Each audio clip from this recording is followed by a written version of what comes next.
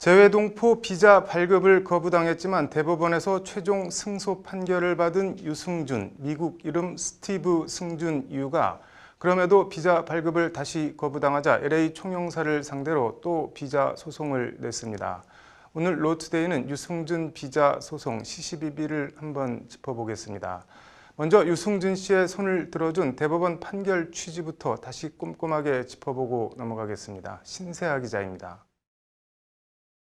사건은 거의 20년 전인 지난 2001년 9월로 거슬러 올라갑니다. 이해 9월 1일 유승준은 공익근무요원 판정을 받습니다. 해가 바뀐 2002년 1월 공연 등을 이유로 해외로 출국한 유승준은 같은 해 1월 18일 LA 법원에서 미국 시민권 취득 절차를 밟으며 대한민국 국적을 포기합니다. 이에 우리 출입국 당국은 출입국관리법 제11조에 의거 유승준을 입국 금지합니다.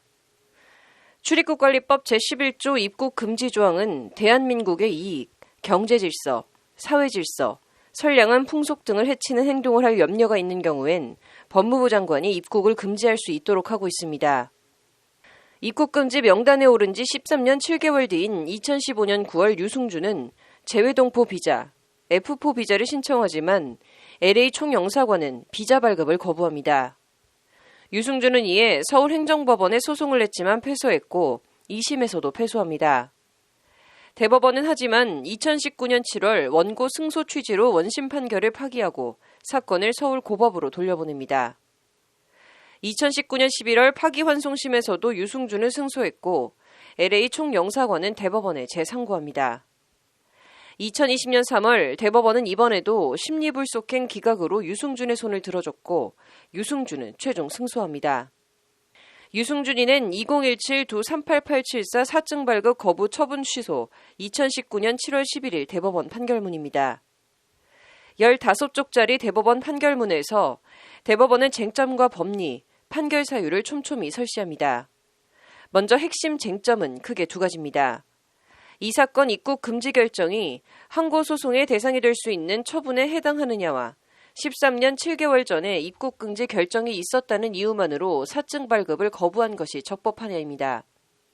먼저 전자에 대해선 이 사건 입국 금지 결정은 법무부 장관의 의사가 공식적인 방법으로 외부에 표시된 것이 아니라 행정 내부 전산망에 입력해 관리한 것에 지나지 않으므로 항고소송의 대상이 될 수 있는 처분에 해당하지 않는다는 것이 대법원 판단입니다.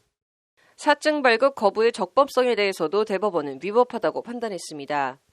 대법원은 먼저 상급 행정기관의 지시는 일방적으로 행정조직 내부에서만 효력을 가질 뿐 대외적으로 국민이나 법원을 구속하는 효력이 없다고 지적하고 있습니다. 여기서 상급 행정기관 지시는 법무부 장관의 유승준 입국 금지 결정을 말합니다. 대법원은 이에 처분이 적법한지는 상급 행정기관의 지시를 따른 것인지 여부가 아니라 헌법과 법률, 법령의 규정과 입법 목적, 비례 평등 원칙과 같은 법의 일반 원칙에 적합한지 여부에 따라 판단해야 한다고 설시하고 있습니다.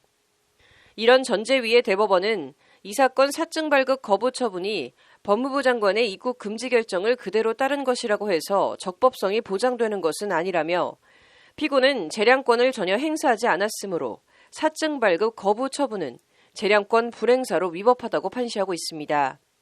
처분으로 달성하려는 공익과 그로써 처분 상대방이 입게 되는 불이익의 내용과 정도를 전혀 비교 형량하지 않은 채 처분을 했다면 재량권 불행사로서 그 자체로 재량권 일탈 남용으로 해당 처분을 취소해야 할 위법 사유라는 게 대법원 판시입니다.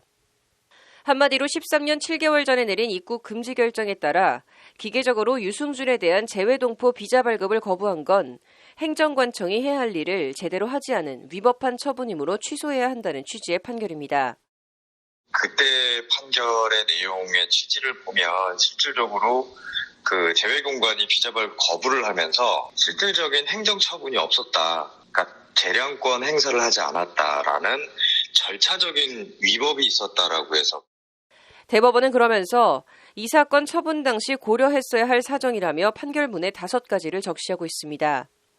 출입국 관리법상 외국인이 대한민국에서 범죄를 저지르고 금고 이상의 형을 선고받아 강제 퇴거 명령을 하는 경우에도 원칙적으로 5년간 입국 금지 제한을 받을 뿐이라는 점, 재외동포법 또한 병역을 기피할 목적으로 외국 국적을 취득하고 대한민국 국적을 상실해 외국인이 된 경우에도 38세가 된 때에는 다른 특별한 사정이 없는 한 재외동포 체류 자격 부여를 제한할 수 없다고 규정하고 있는 점, 의무 위반 내용과 제재 처분 양정 사이 비례 원칙이 적용돼야 한다는 점, 재외동포법 취지에 비춰 재외동포에 대해 기한에 정함이 없는 입국 금지 조치는 법령에 근거가 없는 한 신중해야 한다는 점 등이 그것들입니다.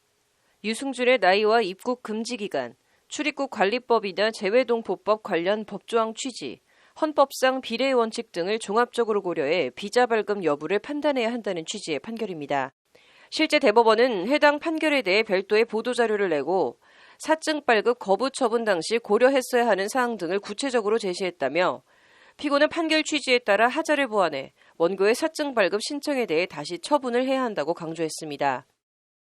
재외동포법상 대한민국의 안전보장이라든지 질서유지, 공공복리 등 또 대한민국의 이익을 해칠 우려가 없는 경우에는 지금 현행법상 만 41세가 되는 해의 경우에 되면 체류 자격을 부여할 수 있도록 돼 있거든요. 다만 대법원 확정 판결에도 그러나 LA 총영사관은 이번에도 비자 발급을 거부했고 유승준은 이에 불복해 또 소송을 내고 다시 긴 법정 싸움에 들어갔습니다. 법률방송 신세아입니다.